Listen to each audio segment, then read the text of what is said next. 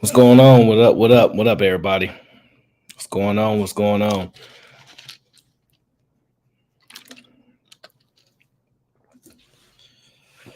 How's everybody today? What up? What up? What's going on, Jenny? What up, Jenny? I see my guy Daryl Long up in here. What up? Just been Jazzy. What's going on, RB? What up? Is that my guy Sharon? What up, Sharon? Look, I'm not gonna be here that long. I just wanted to give my thoughts on this whole this whole banking. I don't know what you guys would call it, but this frenzy that has come upon us. No Q. I am definitely gonna be on the Toxic Avengers with podcast in about an hour, but so I don't plan on being here that long. I just want to give my quick thoughts on everything. That's all. What's going on, my Reed? Hopefully,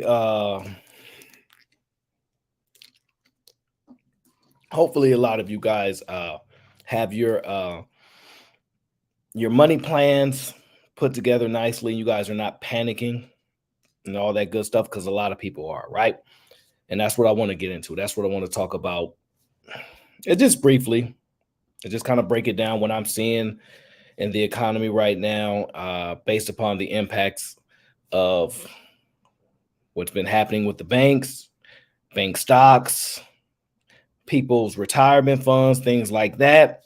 We'll briefly get into it, and then I'm gonna get up out of here, and then I'm gonna go visit podcast and see what's going on with him. But that's the goal. How's everybody doing? Everybody good? I see everybody's doing well. I love Mondays. What's going on, Tracy?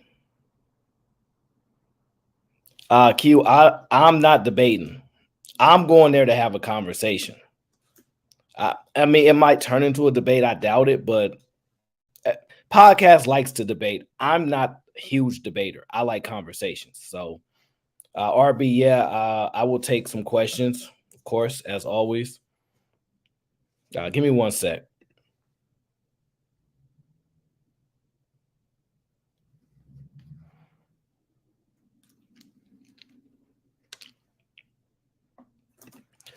All right, well, let's get into it. So, as you guys know, there's been a pretty decent sized bank that has pretty much been taken over by, we're gonna call it the feds, right? We're gonna call it the feds. They pretty much been taken over by the feds, and they've come in and they protected people, they protected assets, people's deposits, etc. What's going on, Peter the investor? But this is what I want to show you guys first, right? Real quick, we're gonna get into this first, right? This right here. This right here, I want to show you guys something. Can you guys see that? Right there, it says Treasury Secretary Janet Yellen says U.S. government won't bail out Silicon Valley. That was published on March 12th. Now, you guys can see it. CNBC's a pretty reputable place. I'm sure you guys can find it in any other places. But she stated that the federal government, or the U.S. government, I should say, would not bail out Silicon Valley. Now, the real question is, how many of you people believe that?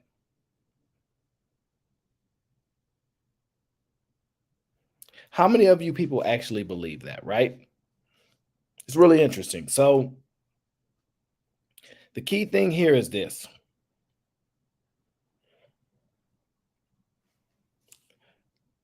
People that are part of the government say anything and everything to try to control people's emotions. Can we just be honest about that? It's all about controlling people's emotions, right? First, they said they're not going to bail them out. Why? Because the reason they got put into office is because they actually, what did they say? They said, big banks are the problem. We're going to hold them accountable. So you guys tend to put these people in position to hold these big banks accountable, right? Isn't that what they say? And y'all believe it because y'all hate big banks. Y'all think that the banks are the devils and all that good stuff, and they're just the bad people. But you know, the crazy part is you guys don't like politicians either. You won't really find anybody that's a fan of politicians. However, if a politician tells you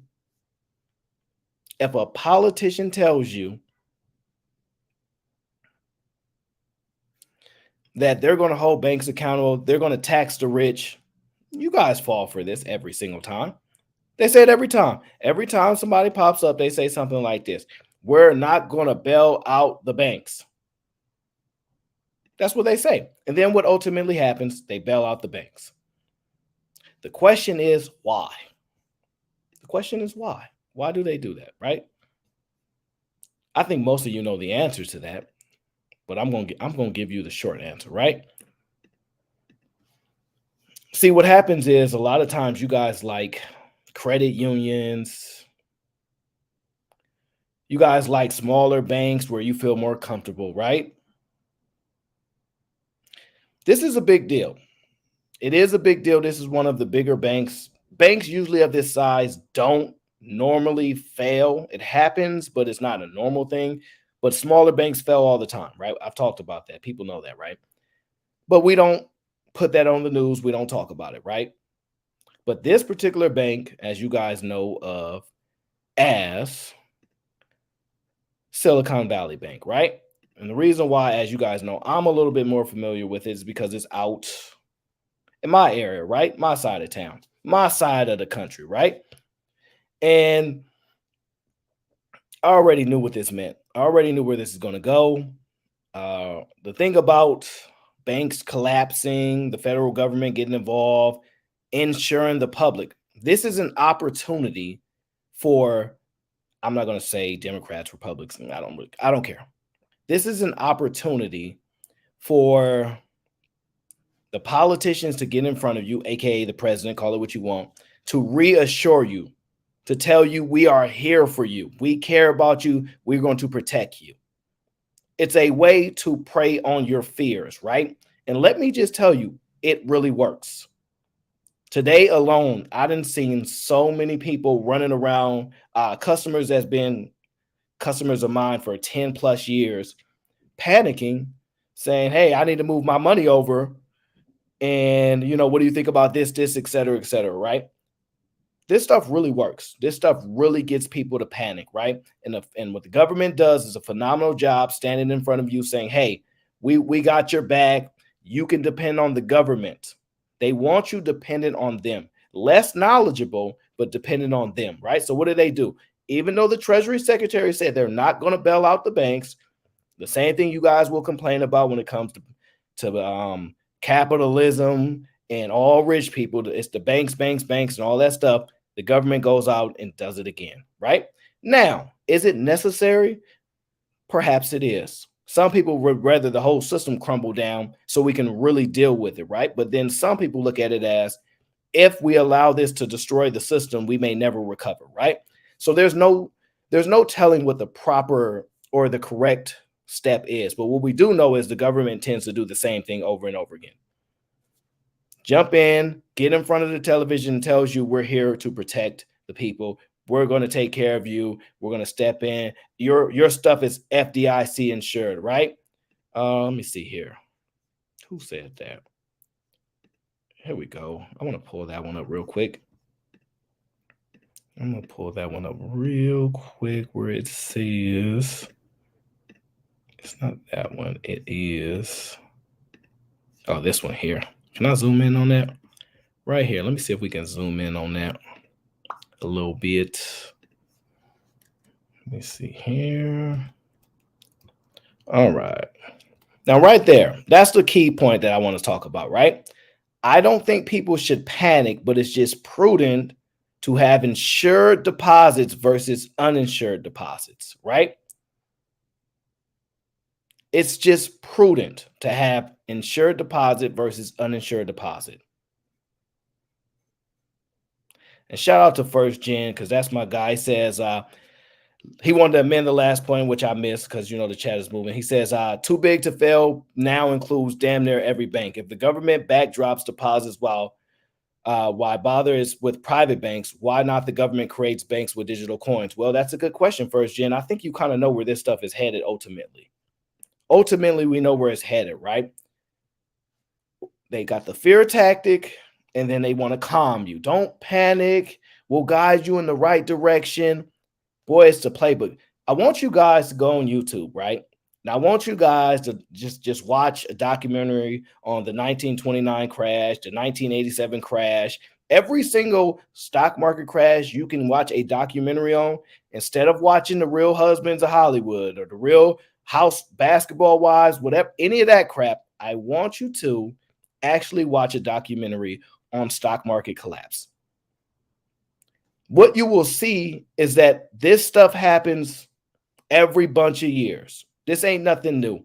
The same people that's been in the markets for 30, 40, 50 years will sit here and pretend like this never happened before. They'll start telling you the same talking points. Yeah, it's important that you do this and you feel safe with me and all these things, but they already been through it, so they already prepared for what they need to do in these circumstances. They already have a team that's projecting the next 3, 4, 5, 10, 15 years for them, while you guys are just waking up saying, what's going on? What's going to happen with my money? Ultimately, you should know these things already, right? But some of us do and some of us don't, right? So ultimately, what's going to happen is this. As more fear tends to hit the markets, right? As a matter of fact, another bank went, the federal government took control of. It is Signature Bank. Now, Signature Bank it's I believe they're founded in New York City, if I'm not mistaken. Yeah, I think they're founded in New York City. Once again, it's very common. It's very common for small banks to go under and then they step in and get sold to another bank. As you guys know, the UK arm of the Silicon Valley Bank was sold to I think it was another UK bank for probably like £1 or something like that. Somebody give me the number on that. They sold it for like £1. Very similar, where these banks fall under and another big bank buys them for like $2, right? On the stock market, $2 a share, things like that. Common, extremely common. What you're seeing is you're seeing a correction in the system, right? There's a lot of money that's been pumped in the system, a lot of money that's been deposited. But now what you're seeing is that there's starting to be a liquidity issue, right? With these particular banks, what they've done is they'll take in all your deposits. They'll try to play it safe. They'll get some of these government bonds, right? Which we know at the time, depending on when they get them, it's considered the safe thing. But as the government tends to, well, the separate arm of the government or the non-government, what you want to call the Federal Reserve, whatever you want to call it, they're not actually the government, right?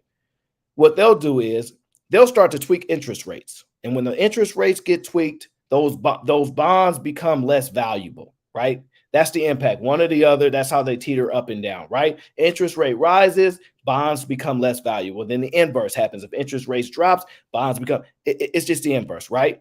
So here we go. They didn't follow the Dodd-Frank Act. Well, I think that might have a little to do with it. I think it might have a little to do with it. I'm not really going to say that that's the biggest reason. I don't even know if I want to give that more than probably 20%, right? But if that's your analysis, I respect that, bro. I'm just saying, ultimately, you're seeing system corrections, right? We flushed the market with all this money. And as everybody knows, we just can't make money out of nowhere without a penalty. Without a penalty. Something has to be a penalty. And what you're going to see is that I talked about it the other night on Fight Club, right? Briefly. And what happened was this. These smaller banks tends to, you guys feel more comfortable. They have better customer service. You know them better there. You all this good stuff. You feel good, right? But when it's time to panic, right? When the government's telling you, we don't like these big banks, too big to fail, right? So you guys believe that, and then you guys go, fine, I don't want to put my money in these big institutions that support all these oil companies, or they're off the pipelines and all these things that piss people off, right?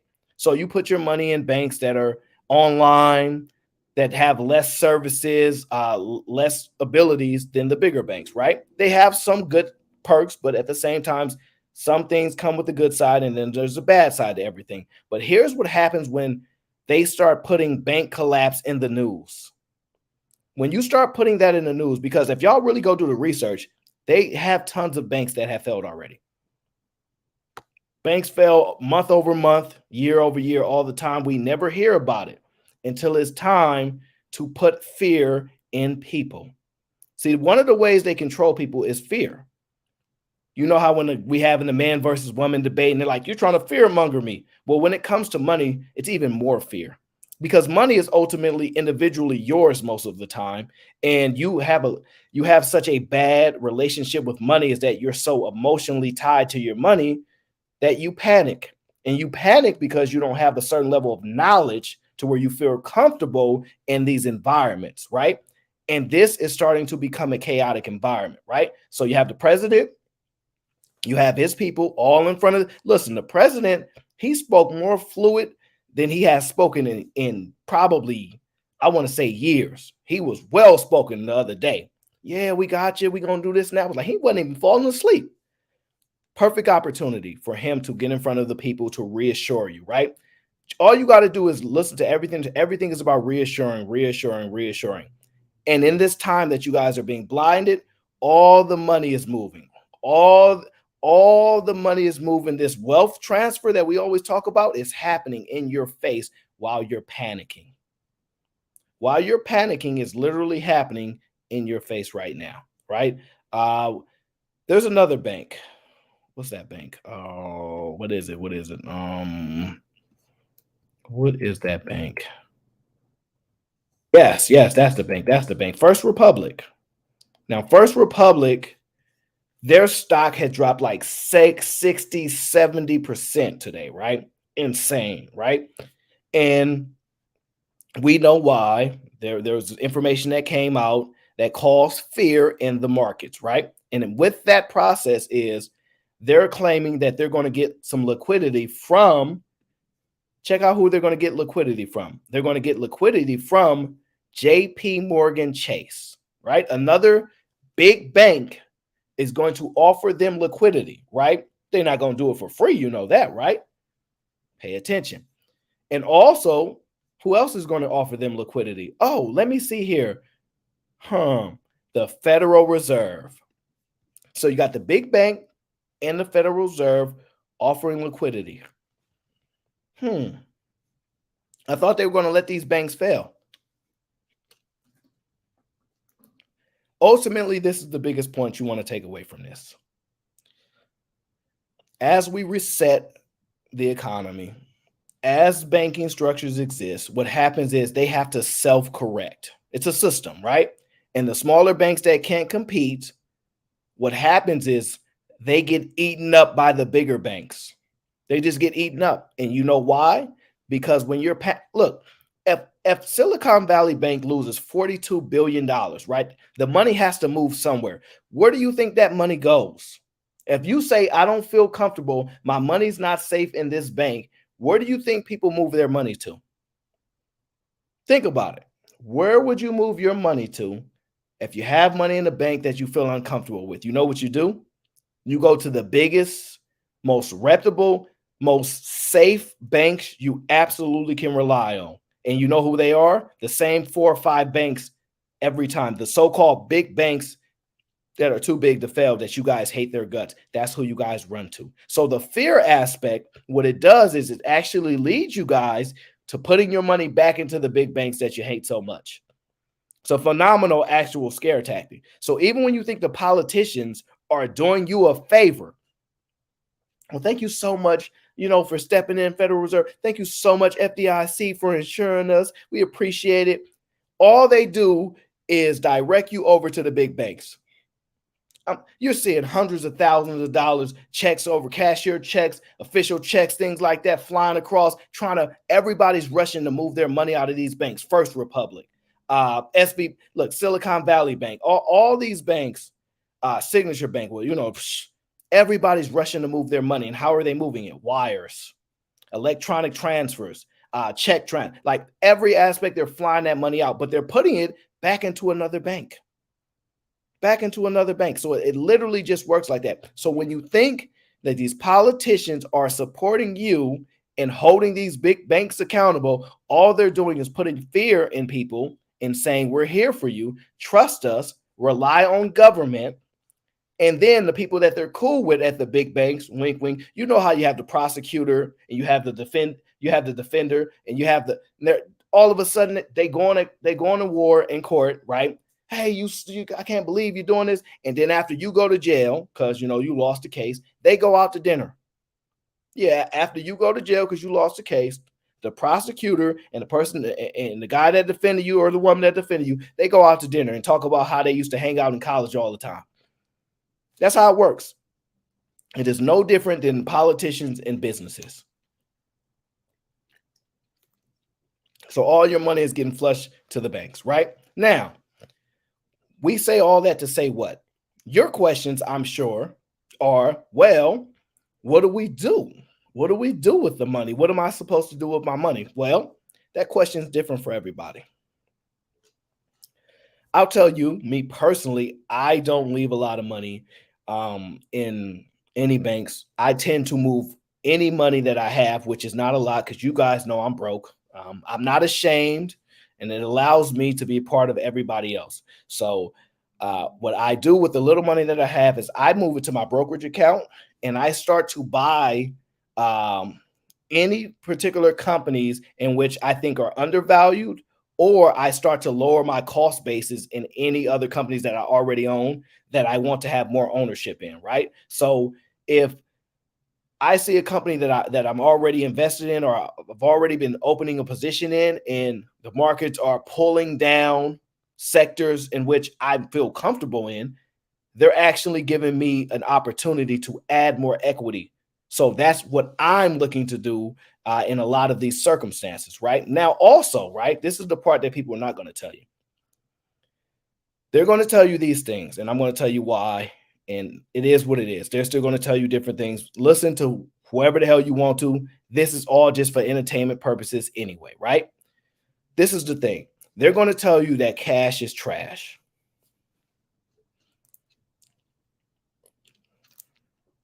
They're going to tell you cash is trash. That's what they're going to tell you. But I'm going to tell you the truth.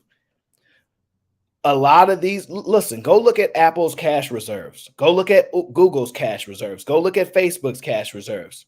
Go look at all these huge companies and look at their cash reserves that they have. They prefer to use debt and pay a small premium and hold on to cash, right? Because no matter what anybody says, even though cash is trash, it's still necessary. It allows you. I told you guys about the Ray Dalio YouTube video, how the economic machine works. If you've never seen that video, it's a phenomenal video. It's about 30 minutes. It's illustrated phenomenally well. If you don't know who Ray Dalio is, you should get familiar with him. He runs basically the largest hedge fund, I'll say in America, but it could be the world. Brilliant person. He has a book. Just listen. Get familiar with that name, Ray Dalio, okay? And he kind of goes over how this works. And things when you have cash, you're able to close a transaction much quicker. Instead of requiring on debt and approvals and all these things, you can then close these transactions a lot quicker. And people that are in need of cash, because remember, every time you owe something and you'll have a debt to pay, most of the time they're charging you every single day. You might have an APY, a yield, right? But that yield is broken down in those 12 months, and then it's broken down day by day. So mind you, every time that they're giving out money and they're taking these loans, and they need liquidity, they have to pay somebody for this. Somebody must get paid, right? And so you have to understand somebody is making money every single time we're doing this, right? So when you have cash, boom, close the deal. I can buy that particular business faster than anybody else. That's why Warren Buffett is sitting on so much money. Now, he'll tell you, well, the reason why I'm sitting on so much money is because I run these insurance companies, and if anything goes crazy, I have to be able to, shore up things, right? Which is cool. But what he ultimately does is he finds a company and he ends up buying it, right? So I'm not telling you what you should do. I'm just giving you ideas of how things go from time to time. Now, in these scenarios, right, it's really difficult for most people to get into, I would say, house flipping, buying a mortgage, because the rates are just too high. That monthly payment is just too high. What if you just see how much it would have cost you a year or two back, and what it would cost you now? It's insane. So that market is extremely difficult right now. Now, for the people that have supreme skills, they're pundits, they're extremely intelligent in the real estate field, they're going to do phenomenally well because that's what they do. Now, other people are going to be in equities markets. Some people are going to do what the rest of us possibly should do, which is have a business, have a product, have something in which you can get the flow of money coming in your direction, right? So if you have products to sell, now hopefully they're good products, but at the same time, it still allows you to get in the flow of money because you have a way to get money to flow your way if you have a product that is desired, right? So in all this process, some people need to get in the business. Some people need to start focusing on their business, putting their money in their business. Now, there's risk that comes with everything. You have to figure out where you want to put your money. There's a risk of leaving it in the bank. There's a risk of having it in equities. There's a risk of putting it in real estate. There's a risk of putting it in your business. You have to figure out where you want to put your money. You have to figure out where it makes the most sense for you. You don't have any understanding of equity markets. You don't have any understanding of real estate, and you only believe in yourself. You might want to focus on a business in your business, which is you, right? But there is ultimately one of the best things that people can do during these times, right? And here's the key. Sometimes the best thing you can do is nothing. Sometimes the best thing you ultimately can do is absolutely nothing. And what that means is this. A lot of y'all have open brokerage accounts, Robinhood. Let me see who else. The Charles Schwab. I have one of my brokerages at TD Ameritrade. I know a lot of people use Fidelity, etc. Yeah, I'm familiar with Usain Bolt. Yeah, that's trouble. What's going on, Love C? And so we think because they've started to game up. Yeah, we will. Sorry, guys. I'm a little I have a slight cough, so my throat is a little sore. So if you see me pausing a little bit more, that's why I'm trying to catch my it's causing some nausea with me, which is uncommon, but I've been in a lot of rain, and so it's actually taking a toll on my body. And I have not been getting a lot of sleep, so that's the combination. So don't mind the extra pauses and me building up my energy to do this right now. But the key is this. Robinhood have done something which I call gamifying the system. They have made their user face, their user experience so easy for you to use and so accessible that ultimately you guys look at your app every single day.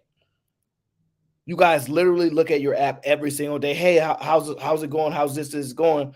And because you have the ability to do something, we often think we're supposed to do something. And what I have learned over the years is very simple. Sometimes you don't do nothing. Sometimes the best thing you can have is patience. And in that meantime, while you're being patient, study something, read a book, learn something, get more educated, because when you're more educated, you get more confident. You get a little bit more confident, right? Now, don't start that with me thinking, man, I'm listen, okay, I've been in the rain. I've been streaming a lot, so that's just my body naturally responding, saying, hey, you need to slow down. But we don't know how to slow down, right? And so ultimately, what I'm doing, like I said, is I'm just pushing whatever little tiny money that I have over into my brokerage account. And what I'm doing is buying more of the companies that I love so much that I believe in. I understand their business model. I understand why I believe they're going to generate more profits in the future and how they're going to continue to grow the company and continue to create more revenue sources, and has great management in which they return equity to the company and to their investors. If you can identify those things, and the price is coming down, because the fear of the market works like this. Even it's like a drive-by and ricochets, right? Even though your company is thriving, the numbers are good, because there's a lot of companies reporting this week, right? Everything could be good, but if you on the same block as somebody that's struggling and they shooting up the neighborhood, you might get hit with a ricochet. And that's how it works in stocks sometimes. Sometimes certain sectors just bring down the whole market and ain't nothing wrong. Nothing actually happened, but the emotion of people who have access to the market, it tends to show. So when you start seeing companies going down, you're like, why? There's no news on this. There's no reasons going down. It's because other people, the neighborhood getting shot up. And then what's ultimately happening is they getting hit by just basically being affiliated or being in the wrong neighborhood. So that stock goes down. And if it's a stock you like, it's a company that you like, it opens opportunity for you to use money that you had on the side, in which at the current price that it was not attractive enough to you for you to then put your money there. But now that the price have come down, you're seeing a better return for the price of your money, because when you buy something, what you get in return is value, right? The money that you spend, in return, you get the value, right? So that's ultimately some of the things that I'm doing. The things that I'm also looking for is, where are the big players playing? Where are the big whales? Where are they going? What companies are they targeting? What sectors are they staying away from? Things like that. So I'm just paying attention to the big players in the market. Sherelle, this is not an intro to the debate, okay? This is literally just giving my thoughts on banks collapsing, the fear mongering, and how they control people's mind, right? This I don't even know what's going to happen at the debate, to be honest. I don't consider the debate as a conversation, right? Somebody said, what's the code word? I don't know the code word.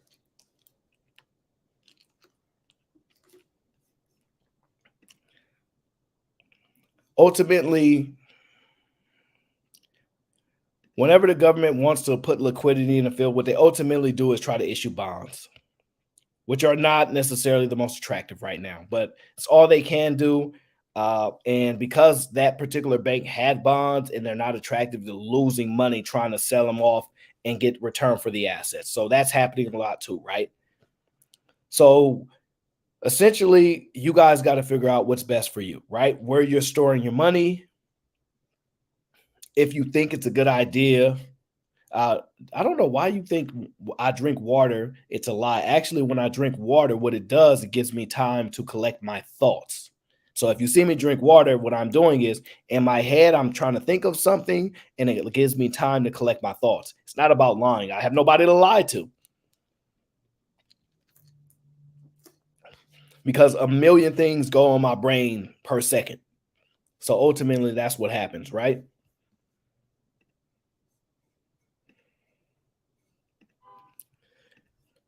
But the key thing I want you guys to pay attention to is, where's your money placed at? Are you effectively, well, Peace Joy, I understand that. Well, the less money that you have, the less fear that you should have. But also, you have to understand this, right? And because, oh yeah, my sinuses are acting up. But you have to understand that there's going to be an impact on some people's retirement plans, because a lot of these banks create market products in which they do sell to like retirement plans. And so there is some impact to that, right? Now, a lot of you guys get a prospectus and you guys have no clue what these things that you buy in your retirement account, right? They're issued through your company. It'll say something like a fund, index fund, broad market fund, etc. And you guys have no clue what it is, because you never read the prospectus. You never read what it actually is. And what happens is, a lot of times these banks create market products and they sell it to them. So there are some people that have been impacted. We don't know to the extent, but I want to tell you guys this. if you see that your retirement account is dropping, right? Because I don't know how old everybody is, but it don't matter, because if you have a retirement account, it's going to be impacted, right? That is normal. But most of the fear comes from people that are around 60 years old, because most downturns in the market usually last, I don't know, 3 to 5 years roughly. And then you kind of get to a balance, and then you try to get back to prospering in the economy, right? But in this process, this is what you need to know about your 401ks and your IRAs and your Roth IRA and your retirement accounts. This is the most important thing you need to know. You cannot rely on it. You cannot rely on your retirement accounts to take care of you in your retirement. I would say, me personally, I would say it's probably best, and this is an arbitrary number, I'm just throwing it out there. Speak to whoever your financial advisor is on what's best for you individually. But me, I wouldn't look at no more than 20 to 30% of those retirement accounts to fund your retirement. What you need is income. What you need is money coming in from multiple places, because ultimately the one thing you can depend on is your income. But if you're dependent on depleting your retirement fund year over year, that's not a good idea. You need to get more money coming in. You need to put such a big separation between your expenses and how much money you coming in that you ultimately don't really even worry about your 401k or worry about your retirement account. It's a benefit, instead of you being solely dependent on it because they've been telling you so long. Make sure you add to your retirement account, because people will give you blanketed advice, and it will be extremely limited, and it'll come across as they're really, really smart. But that's the game. That's the playbook. Go listen to all those. I don't even say her name because I can't stand her. I'll forget it. I'll say it. Go listen to Susie Orman or whatever you want to listen to. People love her. I personally can't stand her. Me personally, I think she's a con artist. But allegedly, in my opinion, I think that she is. I'm not saying factually, but I'm not a fan of her. Okay. I think she just uses the ability that she's a woman and it placates to certain people. That's just my opinion. They all tell you the same advice. Make sure you are adding to your retirement accounts. Make sure you have a budget. All this crap. The only information that you truly need, is to make sure you put a separation between your expenses and basically your expenses and the money you have coming in. That's it. That's all you really ultimately need to do in life. If you ever needed any simplistic advice in your life, that's all you really need to do in life. Make sure you have a separation between your expenses and the money you got coming in. And if you can continue to grow that gradually over time, that is the keys to success. All this other stuff, save your 401k, save your IRA, and your Roth is such a great thing. Fine. I'm not saying they're not beneficial, right? Because it allows you to defer your taxes. It allows you to adjust your tax rate, all these type of things. They have benefits.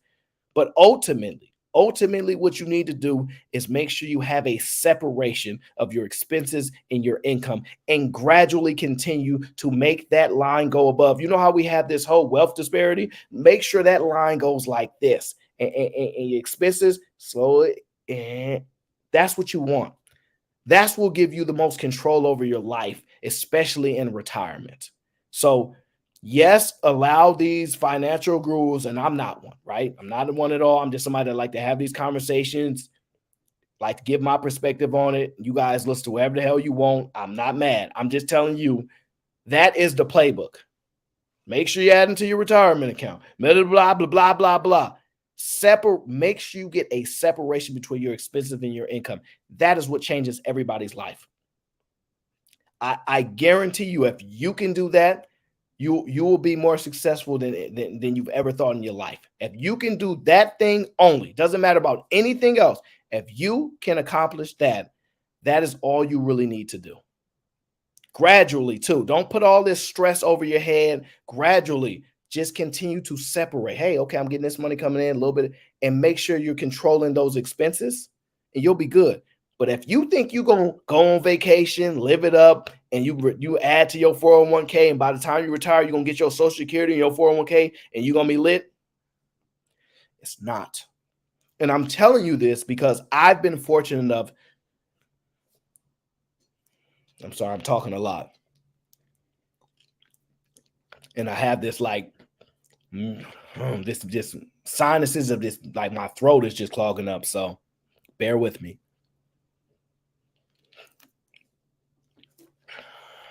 I'm gonna need one of them freaking cough drops. Ultimately, what I was able to recognize and see was 80-year-olds still playing the game. They never stopped. They continue to get these checks. They continue to run the bag up. They continue to get money. They continue to get income sources. They never stop. They never said, hey, I'm going to just be dependent on, my money that I've saved up or my money in this, that. They continue to find ways to get more money because ultimately they know money, the cost always continues to go up. Every single year, the cost of living continue to rise. You know what they do? I'm going to get some more money. And that money that I made last year, I'm gonna add new money to it. That's all they do. That's all they do.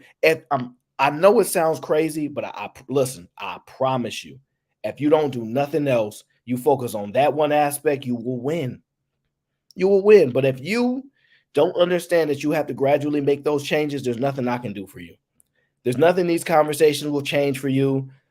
You will have to live with the outcome that you are subjecting yourself to, right? Now, I can take a few questions if you guys have any, but I doubt that you do.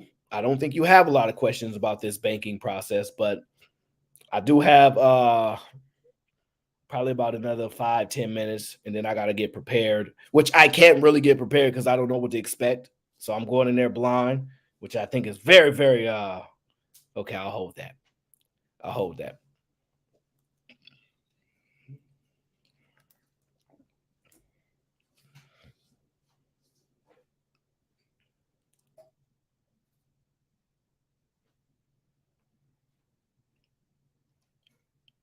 You know, an 83-year-old still buying. Yeah, I know a guy that was 95. He bought a house. He died the next week. I know him for at least 13 years. Really, really cool old guy. He bought a house. He died the next week. He was still buying houses. He owned a lot of real estate. He had a lot of money, but he was still buying. He loved the game. He loved the game. And let me be very clear, this is very much a game. You might not know it's a game. You might not want to participate. It is a game, and you better learn how to do it. And shout out to my guy, Eda Man Williams. If you need some game, that man has game. It is what it is. Some people just got it, right? But I'm gonna just tell you, the game don't stop. Don't quit. Keep going. How do you get into a brokerage account? Well, that's very simple. As long as you're of age and you don't require your parents to sign off for you, you can pretty much apply for that with any major investment firm or anything like that. I'll give you some random names like Fidelity, Charles Schwab. You can actually get it done at banks too. Like you can go B of A, JP Morgan Chase, Wells Fargo, Citibank. All of them offer these things. I personally, this is my personal opinion, I prefer to deal with places that specialize in investing in investment firms as opposed to banks, because banks have a lot of things that they focus on. I want specialists. I want people that's all they do. All they do is investments. All they do is focus on things like that. The banks are too wide. They doing this and they doing that. I want somebody that specializes in focusing on that. So I don't deal with banks. I literally deal with brokerage firms that's what they focus on. So that's just my opinion on that. But you can go to any of your banks and they will give it to you.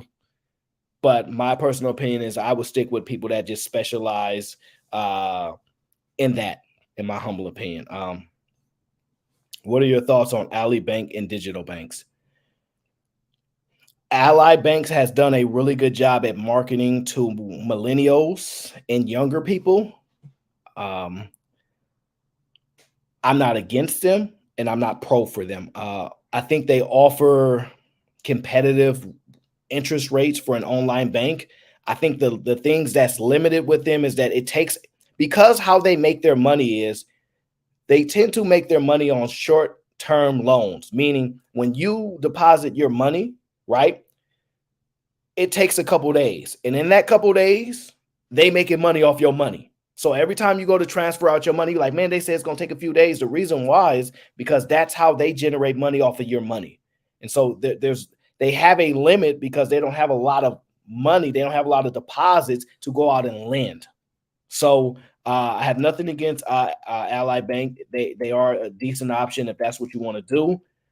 And you had a second part of that question, which was in digital banks. Well, digital banks are fine in my opinion. Preferably, I would use digital banks as an offset to CDs. Like a lot of people feel comfortable with CDs, right? I personally hate them. Let me be clear. Personally, would never have a CD.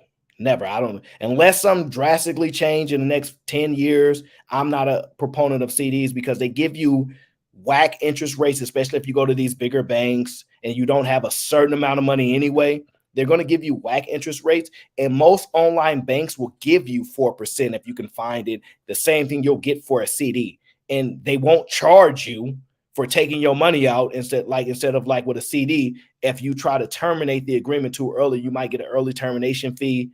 So I just personally like to have a little more liquidity, and I would just put if I did want to put some of the money that I'm saving in an online bank, which I do have an online bank. I just don't put money in there because I prefer most of the money be in my brokerage account or put in a different investment somewhere else. But opposed to a CD, I would do online digital banks. Oh, let me see. Do I have any other questions? Let me see here. Let's shout out to Peter Investor. He says, what is your take on fintech as an alternative to the legacy banking system? I would say, well, I rock with First Gen. That's my guy. That's his perspective on that. I would say when it comes to fintech, I think it has a place because the one thing that they do better than the legacy banks or whatever is interface, user experience. We're so big on apps. We're so big on being able to understand it to be simple. They're much farther ahead of banks for that aspect. And because we understand the PayPals, the Venmos, the Cash Apps, the movement of money, the problem is you have to know what you're using them for, right? Let me just read this real quick. Using a 6-month T-bills is worth it so far. Yeah, I can understand that, but you have a certain level of understanding that might make sense for you, but everybody else is not going to understand that. But I would say I'm good with the Venmos. I am an investor in PayPal. I don't have a lot of exposure there, but I do like PayPal. I do like the amount of volume that they have command of and what they can do in the future of what they can offer because of their understanding of millennials in that particular market. And also because a lot of people can't get bank accounts. So that's a way they sneak through the system is that way. A lot of people have Cash App. They sneak through the system through the back door. They go to the ATMs. Ultimately, the money has to find a way into the system, and that ultimately always goes through the big banks. Whether we like it or not, you go on through the big banks to introduce money to the system, and then you go and disperse it however you choose to. So perfectly fine with these fintech companies and things like that. They do have value, but just know the limitation that comes with them. And don't ever just have your money in one place. Build relationships. Relationships are vital over the years of, I'll give you a simple example. You've been banking somewhere for 5-10 years, right? And let's just say you get a random fee. Somebody in that bank that you've been going to see for the last 10 years, they have a human connection with you. And you like, man, I'm really going through something right now. Is there anything you can do? That person who you built a relationship with is going to do a discretionary thing for you most of the time, just solely because they like you. Is that right or wrong? I don't care. I'm just telling you the truth. That's how human beings work. So you should be building multiple relationships with multiple institutions. You should never be limited to one, because when that one piss you off, and they will, when that one piss you off, you're going to want to take all your money and go somewhere else and build a brand new relationship when you should have been building that relationship from the jump. Do never be relying on one institution. That's my humble opinion on that. I'm sorry, I will love to take more questions, but I just don't have time right now because I do have obligations that I did tell podcast that I would be rocking out with him. So that's what I will be doing later soon. So we're gonna get up out here. I appreciate y'all for rocking out with me. Hope y'all had a good time. What I'm gonna do the next time we have this conversation is I'm going to open what I want to do is what we call like a round table to where everybody can come up. We can have conversations.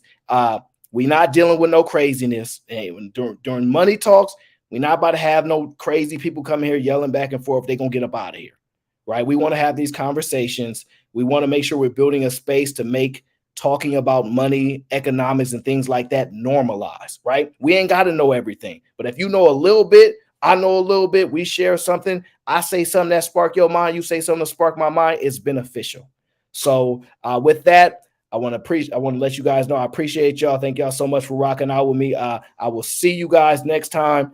I'm going to go holla at podcast. So I'll holla at y'all.